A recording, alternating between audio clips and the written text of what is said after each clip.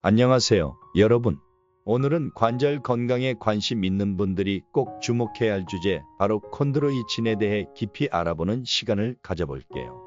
나이가 들거나 운동을 많이 하다 보면 관절 통증을 겪는 분들이 많으신데, 이럴 때 도움이 되는 대표적인 성분이 바로 콘드로이친입니다. 하지만 우리가 흔히 들어본 이 성분이 정확히 어떤 역할을 하는지, 또 어떻게 복용해야 좋은 효과를 볼 수 있는지는 잘 모르는 경우가 많죠.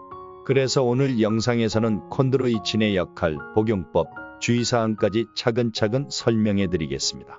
끝까지 시청해 주시면 많은 도움 되실 거예요. 먼저 콘드로이친이란 무엇일까요?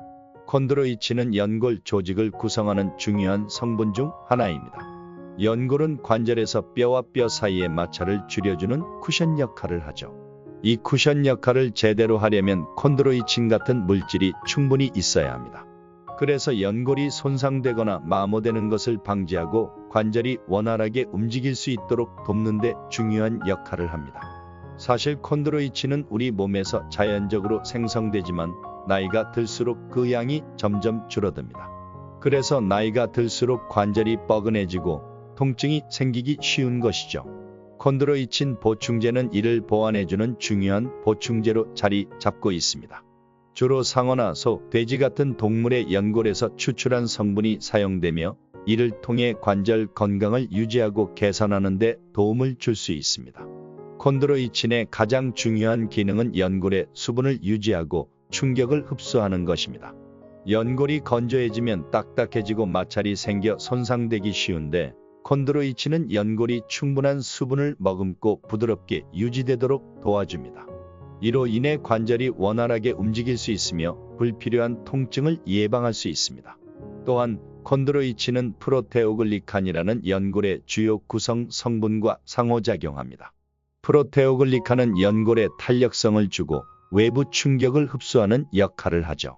콘드로이친은 이 프로테오글리칸의 생성을 촉진하며 동시에 연골이 분해되는 것을 억제합니다. 특히 관절염과 같은 연골 손상 질환을 앓고 있는 분들에게 큰 도움이 될 수 있습니다. 관절염을 앓고 있는 많은 분들이 콘드로이친을 복용하고 있는데요. 왜 그럴까요? 바로 관절염이 연골의 마모와 손상으로 인해 발생하는 질환이기 때문입니다. 콘드로이친은 연골의 마모를 늦추고 손상된 연골이 더 이상 악화되지 않도록 돕는 역할을 합니다. 특히 퇴행성 관절염과 같은 만성 질환에서는 콘드로이친이 증상 완화에 큰 도움을 준다는 연구 결과가 많습니다.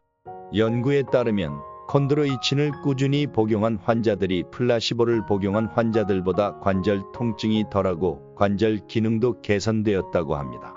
이로 인해 콘드로이친은 관절염 치료에 있어 필수적인 보조제로 널리 사용되고 있죠.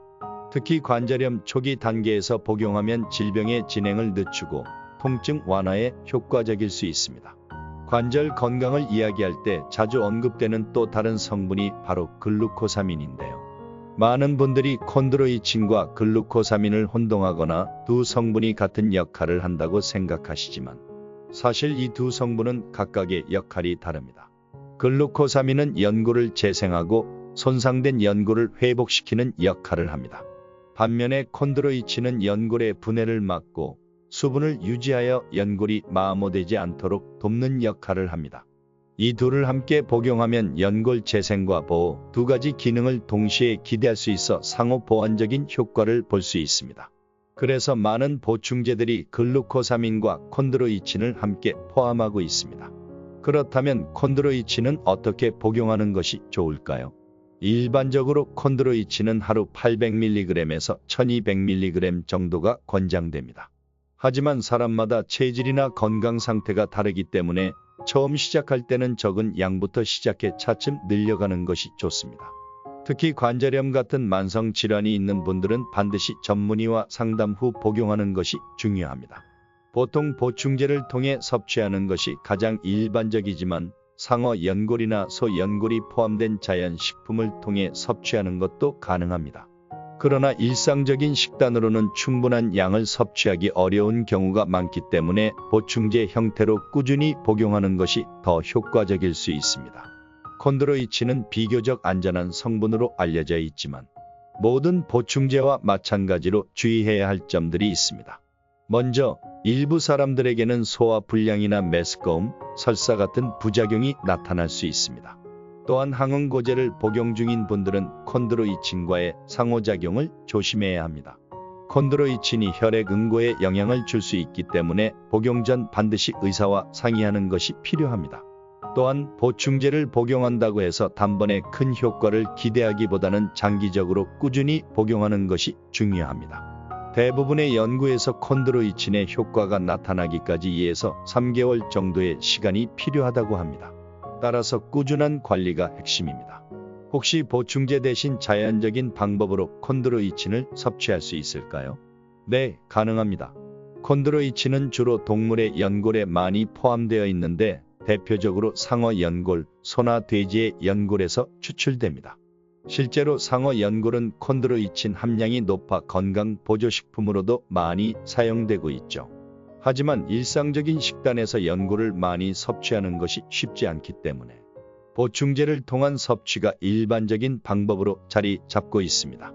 그러나 자연식품을 통해 섭취할 수 있다면 관절 건강을 유지하는 데 큰 도움이 될 수 있겠죠. 특히 생선이나 고기류에서 연골이 포함된 부분을 골고루 섭취하는 것이 좋습니다. 콘드로이친을 복용하는 것만으로도 관절 건강에 도움이 되지만 여기에 규칙적인 운동이 더해진다면 더욱 큰 효과를 볼 수 있습니다. 특히 관절 주변 근육을 강화하는 운동은 관절에 가해지는 부담을 줄여주기 때문에 관절이 쉽게 손상되지 않도록 보호하는 역할을 합니다. 간단한 스트레칭이나 가벼운 유산소 운동만으로도 관절의 유연성을 높이고 통증을 완화할 수 있습니다. 예를 들어 걷기나 자전거 타기 같은 운동은 관절에 무리를 주지 않으면서도 근육을 강화하는 데 효과적입니다. 이렇게 운동과 콘드로이친을 함께 병행하면 관절 건강을 오래도록 유지할 수 있습니다. 시중에는 다양한 콘드로이친 보충제가 판매되고 있는데요. 어떤 제품을 선택해야 할지 고민되시죠? 첫째로 성분의 출처를 확인하는 것이 중요합니다. 상어 연골에서 추출한 것인지 소나 돼지 연골에서 나온 것인지 꼼꼼히 따져보세요. 또한 원료가 안전하게 처리되었는지 신뢰할 수 있는 제조 과정인지도 확인해야 합니다. 둘째로 함량을 확인하는 것도 중요합니다. 콘드로이친 함량이 적절한지 그리고 글루코사민이나 MSM 같은 다른 관절 건강 성분이 함께 포함되어 있는지 체크해 보세요. 두 성분이 함께 있을 때 더 강력한 효과를 기대할 수 있습니다. 오늘은 관절 건강에 필수적인 성분 콘드로이친에 대해 알아봤습니다. 나이가 들면서 자연스럽게 감소하는 연골 성분을 보충해주는 콘드로이친은 관절 통증 완화와 연골 보호에 큰 도움이 됩니다. 특히 글루코사민과 함께 복용하면 더 큰 시너지 효과를 기대할 수 있다는 점도 기억해 두시면 좋겠죠. 그러나 보충제에만 의존하지 말고 규칙적인 운동과 균형 잡힌 식단을 유지하는 것이 가장 중요하다는 점도 잊지 마세요. 그리고 항상 전문가와 상담 후 적절한 복용 방법을 찾는 것이 건강을 지키는 데 핵심입니다. 오늘 영상이 도움이 되셨다면 구독과 좋아요 부탁드리겠습니다. 여러분의 응원이 저희에게 큰 힘이 됩니다. 다음에도 유익한 정보로 찾아뵙겠습니다. 감사합니다.